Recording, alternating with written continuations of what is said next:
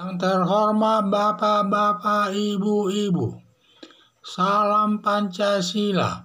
Bapak-bapak, Ibu-ibu yang melihat video saya ini, tolong jangan lupa subscribe, like, dan di-share. Sifatnya gratis.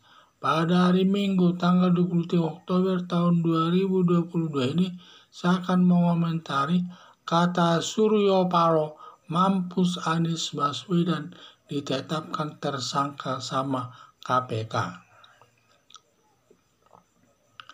Anies Baswedan pada waktu dideklarasikan Suryo Paloh sebagai calon presiden menyatakan memuji Anies Baswedan paling baik dari yang baik.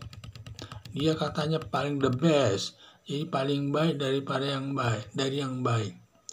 Setelah Anies Baswedan dideklarasikan Suryo Paloh, banyak pendukung Partai Nasdem sakit hati kepada Suryo Paloh dan menarik diri dari keanggotaan Partai Nasdem karena Anies Baswedan mendukung garis keras HTI, pendukung khilafah yang tidak sejalan dengan ideologi nasionalis demokrasi berlandaskan Pancasila sebagai dasar negara Indonesia, ibarat minyak dengan air tidak mungkin bersatu.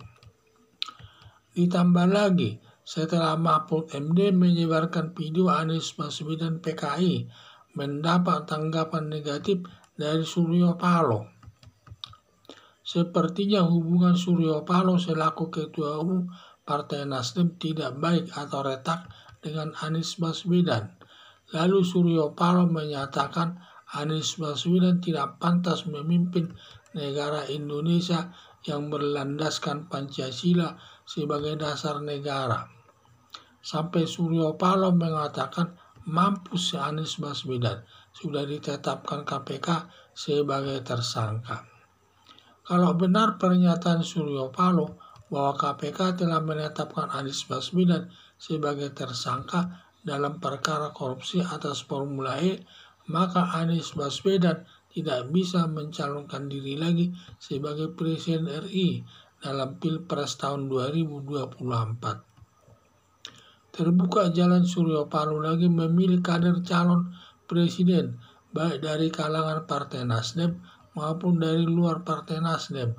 Diduga akan mengusung Ganjar Pranowo, calon presiden RI, bergabung dengan partai politik yaitu Partai Politik P3, PAN, dan Partai Solidaritas Indonesia atau PSI. Harapan saya, Suryo Paloh selaku Ketua Umum Partai Nasdem segera bergabung dengan partai politik lain, yaitu PSI, P3, dan PAN untuk mendeklarasikan Ganjar Pranowo sebagai calon presiden tahun 2024 nanti. Dan sudah banyak warga masyarakat mendukungnya, termasuk Jakarta Barat sudah mendukung, Kabupaten Binjai, Sumatera Utara sudah mendeklarasikan mendukung Ganjar Pranowo tersebut.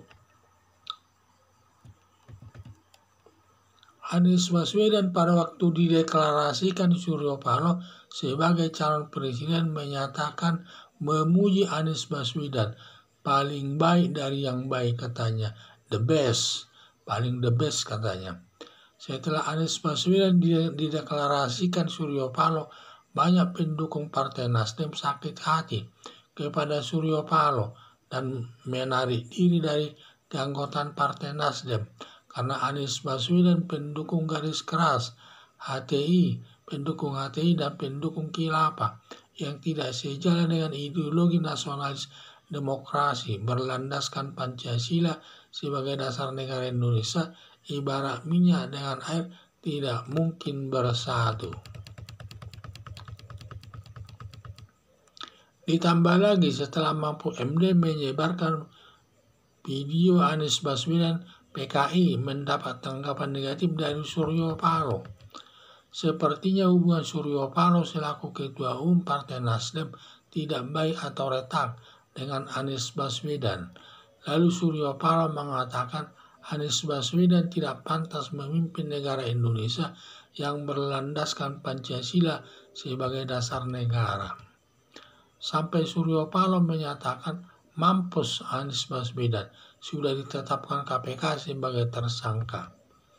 Kalau benar pernyataan Suryo Paloh bahwa KPK telah menetapkan Anies Baswedan sebagai tersangka dalam perkara korupsi atas Formula E, maka Anies Baswedan tidak bisa lagi mencalonkan diri sebagai Presiden RI dalam Pilpres tahun 2024.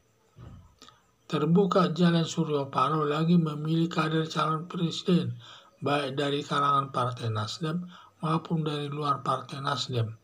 Diduga akan mengusung Ganjar Pranowo, calon presiden RI, bergabung dengan Partai P3, PAN, dan Partai Solidaritas Indonesia (PSI).